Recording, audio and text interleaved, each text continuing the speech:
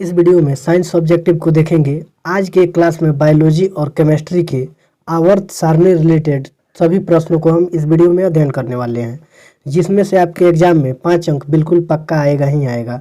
तो आप वीडियो को अंत तक जरूर देखें और वीडियो पसंद आने पर वीडियो को लाइक कर चैनल को सब्सक्राइब करके अपने दोस्तों को शेयर जरूर करें। तो आइए प्रश्न संख्या 1 देखते हैं। प्रश्न संख्या 1 में सबसे पहले हम लोग बायोलॉजी का अध्ययन करेंगे। इसमें दिया है पहले नंबर प्रश्न में कि कूटपाद किसमें पाया जाता है। कूटपाद किसमें पाया जाता है, तो इसका सही आंसर होगा ऑप्शन नंबर सी, अमीबा। ये कूटपाद जो है अमीबा में पाया जाता है। फिर 2 नंबर प्रश्न को देखते हैं। 2 नंबर प्रश्न में दिया है प्रकाश संश्लेषण होता है। तो देखिए प्रकाश संश्लेषण की क्रिया कब संपन्न होती है? दिन में। चलिए आगे वाला प्रश्न देखते हैं। 3 नंबर प्रश्न में दिया है क्लोरोफिल वर्णक का रंग है। क्लोरोफिल वर्णक का रंग हरा होता है। इसका राइट आंसर क्या होगा? ऑप्शन नंबर ए, हरा। फिर 4 नंबर प्रश्न को देखते हैं। रक्त में आयरन की कमी से होने वाला एक रोग है। प्रश्न में दिया है कि रक्त में आयरन की कमी से होने वाला एक रोग है, तो इसका सही आंसर होगा option number C, anaemia. Anaemia नामक बीमारी होती है जो औरतों में होती है। चलिए 5 नंबर प्रश्न को देखते हैं। कवक में पोषण की कौन सी विधि है? कवक में पोषण की कौन सी विधि है? तो इसका सही आंसर होगा ऑप्शन नंबर बी, मृतजीवी। फिर अगला क्वेश्चन देखते हैं। 6 नंबर प्रश्न में दिया है ऑक्सीजन है, तो इसका राइट आंसर होगा option number C, hormone. Oxygen एक हार्मोन होता है। 7 नंबर प्रश्न में दिया है मनुष्य में वृक्क संबंधित है।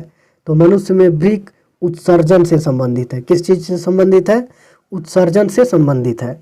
फिर 8 नंबर प्रश्न को देखते हैं। स्वपोषी पोषण के लिए आवश्यक है। यह क्वेश्चन 2013, 19 और 21, ये जितना हम लोग प्रश्न को देख रहे हैं सब आपके एग्जाम में पूछ चुका है, तो इसको बढ़िया से इसको याद कर लीजिएगा। 8 नंबर प्रश्न में दिया है कि स्वपोषी पोषण के लिए आवश्यक है, तो ऑप्शन ए में है CO2 मतलब कार्बन डाइऑक्साइड, बी क्लोरोफिल, सी सूर्य का प्रकाश और डी इनमें से सभी। तो देखिए हरे पौधे स्वयं अपना भोजन तैयार करते हैं और उनके लिए उनको प्रकाश संश्लेषण की आवश्यकता होती है। तो प्रकाश संश्लेषण क्रिया में CO2 भी जरूरत होता है, क्लोरोफिल भी और सूर्य का प्रकाश भी। तो इसका राइट आंसर क्या होगा? ऑप्शन नंबर डी, इनमें से सभी। फिर 9 नंबर प्रश्न को देखते हैं। 9 नंबर प्रश्न में दिया है प्रकाश संश्लेषण की क्रिया में ऑक्सीजन बाहर निकलता है जल से, यानी प्रकाश संश्लेषण की क्रिया में ऑक्सीजन बाहर निकलता है जल से। फिर 10 नंबर प्रश्न की तरफ बढ़ते हैं। मैग्नीशियम पाया जाता है, तो मैग्नीशियम क्लोरोफिल में पाया जाता है। कहाँ पर पाया जाता है? क्लोरोफिल में पाया जाता है। फिर 11 नंबर प्रश्न को देखते हैं। विश्राम की अवस्था में मनुष्य का हृदय 1 मिनट में कितनी बार धड़कता है? तो इसका सही आंसर होगा ऑप्शन नंबर ए, 72 बार। विश्राम की अवस्था में मनुष्य का हृदय 1 मिनट में 72 बार धड़कता है। फिर 12 नंबर प्रश्न को देखते हैं। 12 नंबर प्रश्न में दिया है कि पौधे में जाइलम द्वारा पदार्थों का स्थानांतरण होता है। पौधों में जाइलम द्वारा पदार्थों का स्थानांतरण होता है, तो इसका सही आंसर होगा ऑप्शन नंबर बी, ऊपर की ओर। कहाँ होता है? ऊपर की ओर होता है। फिर 17 नंबर प्रश्न को देखते हैं। मेंडलीफ के आवर्ती नियम के अनुसार तत्वों के गुण धर्म इनमें से किनका आवर्ती फलन होता है? जब भी मेंडलीफ से पूछेगा कि मेंडलीफ के आवर्त नियम के अनुसार तत्वों के गुण धर्म इनमें से किनका आवर्त फलन होगा, तो इसको आप याद रखिएगा परमाणु द्रव्यमान के अनुसार। यानी मेंडलीफ जो थे उन्होंने तत्वों को आवर्त सारणी में परमाणु द्रव्यमान के अनुसार सजाया था। चलिए 18 नंबर प्रश्न को देखते हैं। मेंडलीफ ने तत्वों को किसके बढ़ते क्रम में वर्गीकृत किया था? तो इसका भी राइट आंसर होगा ऑप्शन नंबर सी, परमाणु द्रव्यमान। फिर 19 नंबर प्रश्न को देखते हैं। 19 नंबर प्रश्न में देखते हैं दिया है कि आवर्त सारणी के किसी समूह विशेष में तत्वों के विद्युत धनात्मक अभिलक्षण ऊपर से नीचे की ओर आने पर, तो इसका सही आंसर होगा ऑप्शन नंबर ए, बढ़ता है। यानी आवर्त सारणी के किसी समूह विशेष में तत्वों के विद्युत धनात्मक अभिलक्षण ऊपर से नीचे जाने की ओर बढ़ता है, तो इसका सही आंसर क्या होगा? Option number A. फिर देखिए 20 नंबर प्रश्न में दिया है आवर्त सारणी के किसी आवर्त में बाएं से दाएं जाने पर तत्वों के ऑक्साइड की अम्लीयता प्रकृति, मतलब आवर्त सारणी के किसी भी आवर्त में बाएं से जब दाएं तरफ बढ़ेंगे तो तत्वों की जो ऑक्साइड होगी उनकी अम्लीय प्रकृति बढ़ जाती है। क्या हो जाती है? बढ़ जाती है। तो इसका सही आंसर ऑप्शन नंबर बी हो जाएगा।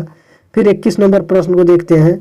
21 नंबर प्रश्न में दिया है कोई तत्व ए आवर्त सारणी के समूह 3 एवं दूसरे आवर्त का एक सदस्य है तो निम्नलिखित गुण धर्मों में से कौन सबसे उपयुक्त होगा?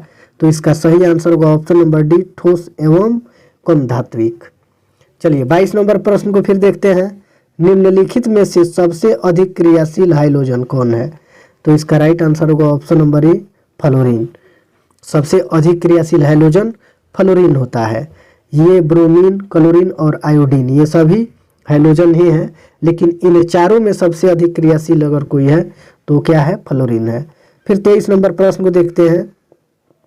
निम्नलिखित में से कौन सबसे अधिक क्षारकीय होगा? तो देखिए इसका राइट आंसर होगा ऑप्शन नंबर ए, Na2O यानी सोडियम ऑक्साइड। सोडियम क्षार धातु होता है। सोडियम क्या है?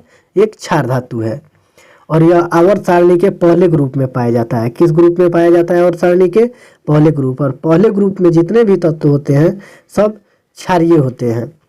चलिए 24 नंबर प्रश्न को देखते हैं। आवर्त सारणी के समूह एक के तत्व कहलाते हैं। अभी हमने बताया कि आवर्त सारणी के पहले ग्रुप को क्या कहा जाता है? क्षार धातु कहा जाते हैं। इनमें जितने तत्व पाए जाते हैं सभी क्षार धातु कहलाते हैं। और उन्हीं में इसके ऊपर वाला हमने देखा है 23 नंबर प्रश्न में Na2 मतलब सोडियम ऑक्साइड, तो वो भी एक क्षार धातु है और आवर्त सारणी के किस ग्रुप में पाया जाता है? पहले ग्रुप में। तो आवर्त सारणी के पहले ग्रुप वाले तत्व को क्या कहते हैं? क्षार धातु। फिर 25 नंबर प्रश्न को देखते हैं। 25 नंबर प्रश्न में दिया है मैग्नीशियम आवर्त सारणी के किस समूह का सदस्य है? मैग्नीशियम आवर्त सारणी के किस समूह का सदस्य है? तो इसका सही आंसर होगा ऑप्शन नंबर बी, दूसरे समूह का। फिर 26 नंबर प्रश्न को देखते हैं। तत्वों के निम्नलिखित जोड़ों में से किनके रासायनिक आचरण समान होंगे? तो इसका सही आंसर होगा ऑप्शन नंबर डी, नाइट्रोजन एवं फास्फोरस। क्योंकि नाइट्रोजन का परमाणु संख्या 7 होता है। पहले कोष में 2 इलेक्ट्रॉन और दूसरे कोष में कितने? 5 इलेक्ट्रॉन। फिर उसी प्रकार यहाँ देखते हैं कि फास्फोरस, तो फास्फोरस का संकेत P होता है और इसका परमाणु संख्या कितना? 15 होता है। जब इसका इलेक्ट्रॉनिक विन्यास निकालेंगे, पहले कोष में 2, दूसरे में 8 और तीसरे कोष में कितना? 5। देखिए ये दोनों अंतिम कोष में कितने? 5 इलेक्ट्रॉन हैं। तो 27 नंबर प्रश्न में दिया है कि निम्नलिखित तत्वों में से किसकी संभावना है कि यह अधात्विक अभिलक्षण को प्रदर्शित कर सकता है? तो इसका सही आंसर होगा option number D, bromine. 28 number प्रश्न को फिर देखते हैं। क्लोरीन के परमाणु की बाह्यतम कक्षा में इलेक्ट्रॉनों की संख्या कितनी होती है? नंबर 7। क्योंकि क्लोरीन जो Cl होता है इसका संकेत परमाणु संख्या इसका कितना होता है? 17। जब इसको इलेक्ट्रॉनिक विन्यास जब इसका निकालेंगे तो पहले कोष में 2 इलेक्ट्रॉन, दूसरे में 8 इलेक्ट्रॉन, ये दोनों मिलकर कितना हुए? 10। बचा कितना? 7। तो इसके अंतिम कोष में कितने इलेक्ट्रॉन होंगे? 7 इलेक्ट्रॉन होंगे। चलिए फिर 29 नंबर प्रश्न को देखते हैं। 29 नंबर प्रश्न में दिया है आधुनिक आवर्त सारणी का दीर्घतम रूप किसकी प्रस्तुतिकरण है? आधुनिक आवर्त सारणी का दीर्घतम रूप किसकी प्रस्तुतिकरण है? ऑप्शन ए में दिया है मेंडलीव, बी में मोजले, सी में लोथर। देखते हैं निम्नलिखित तत्वों में से कौन सबसे अधिक अधात्विक गुणधर्म को प्रदर्शित करेगा? तो इसका सही आंसर होगा ऑप्शन नंबर बी, क्लोरीन। 31 नंबर प्रश्न में दिया है किसने कहा कि तत्वों के मूल गुणधर्म उनके परमाणु संख्या है न कि परमाणु द्रव्यमान? तो इसका सही आंसर होगा ऑप्शन नंबर बी, मोजले। मोजले ने ही तत्वों को उनके परमाणु संख्या के रूप में सजाया, न कि परमाणु द्रव्यमान के रूप में। चलिए 32 नंबर प्रश्न को देखते हैं। आधुनिक आवर्त नियम के अनुसार तत्वों का गुणधर्म है। यह प्रश्न आपके बोर्ड परीक्षा 2018 और 20 में पूछ चुका है। तो आधुनिक आवर्त नियम के अनुसार तत्वों का गुणधर्म ऑप्शन नंबर इसका सही हो जाएगा बी, यानी परमाणु संख्या का आवर्त फलन है। आधुनिक आवर्त नियम के अनुसार किसी भी तत्व का परमाणु संख्या का आवर्त फलन है। चलिए 33 नंबर आधुनिक आवर्त सारणी में बाईं से दाईं ओर जाने पर परमाणु साइज का आकार, तो इसका सही आंसर होगा ऑप्शन नंबर बी, घटता है। आधुनिक आवर्त सारणी में बाईं से दाईं तरफ चलेंगे तो उसका आकार क्या होगा, घटने लगेगा। फिर 34 नंबर